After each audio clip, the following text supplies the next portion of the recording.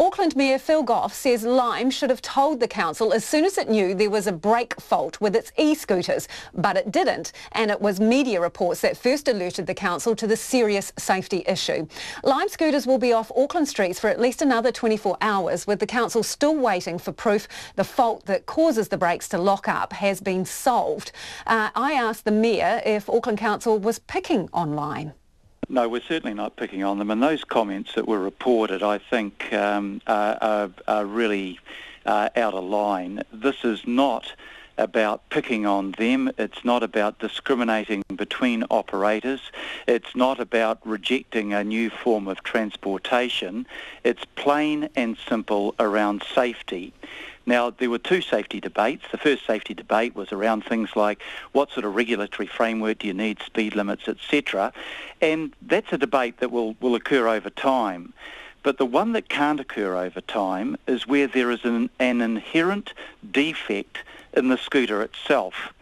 And what we discovered, not because they informed us, but originally through the media, through individuals saying, hey, we've had this problem, and a pattern emerged, was that there is an inherent defect whereby the anti-crime, anti-theft device in the scooter can suddenly and unexpectedly come on. And if you're travelling at 20, 30 k's an hour, that's going to throw you over the top of the scooter, and that's going to put you at risk of serious injury or death.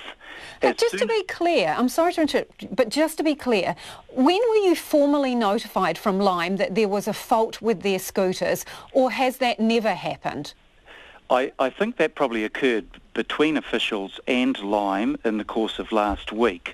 This is being handled, and properly so in my view, at an official level. It's about technical and safety information and the regulatory role of Auckland Transport and Council. But we should have been, just to pick up your point, Lisa, I think we should have been told as soon as Lime found out that there was a built-in defect that was causing wheels to lock unexpectedly.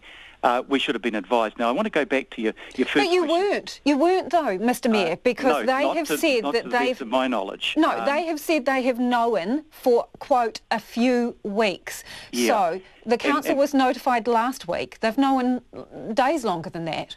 Yeah. What I regard as really bad was the Asia Pacific boss saying, look, it's only 155 reported incidents, and that's a 0.0086% of all rides. I don't give a damn. 155 reported incidents and 30 of them resulting in injuries is an inherent product defect which in any vehicle on the road would result in an immediate recall. Well, that's also just...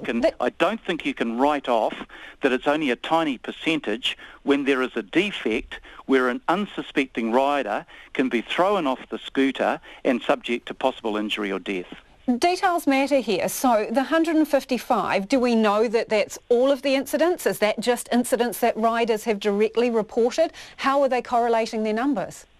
It's been described as 155 reported incidents, so you might imagine that there were some incidents that weren't reported, and that would be a minimum figure.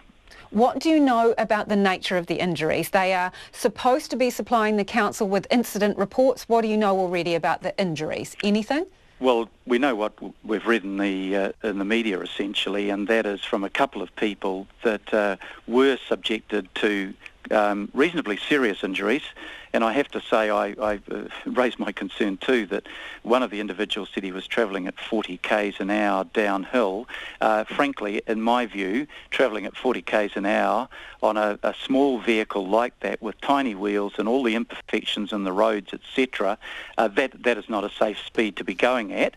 But that's not the key point. The key point is for reasons that had nothing to do with the operation of the bike, the wheel locked, and that guy could have been subjected to even worse injuries. Okay, so in the time that this has come to a head, you still don't have incident reports that you can see how individuals were injured. You're relying on media reports still at this point, correct? Our officers are getting further reporting through from Lime, and a condition of their having their licence restored is that, one, we get a full set of incident reports and on an ongoing basis.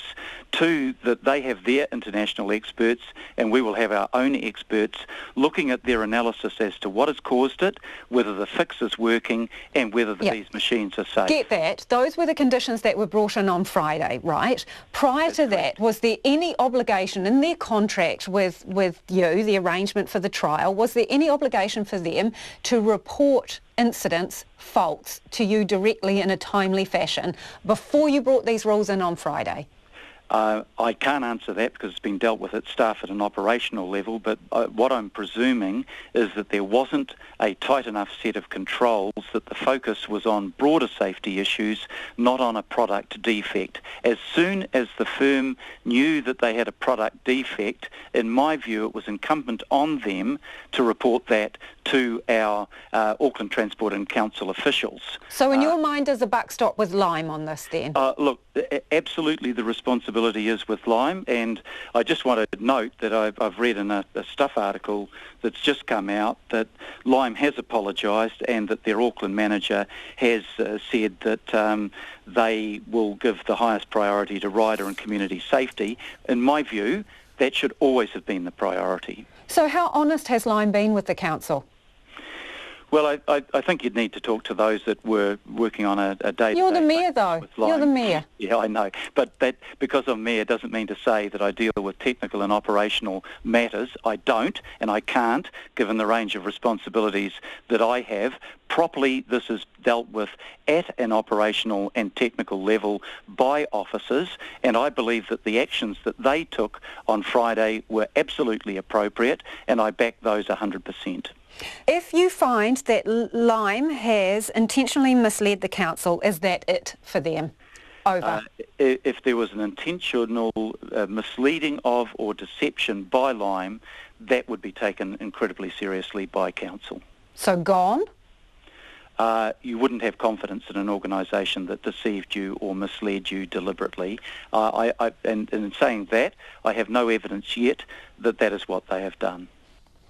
And that's Phil Goff, the Mayor of Auckland. In the past few minutes, Auckland Council says it has had some communication from Lime today, but it's yet to receive all of the information which was requested on Friday. The council says once it has that information, it will need at least 24 hours to assess it before making any further decisions on Lime's scooter.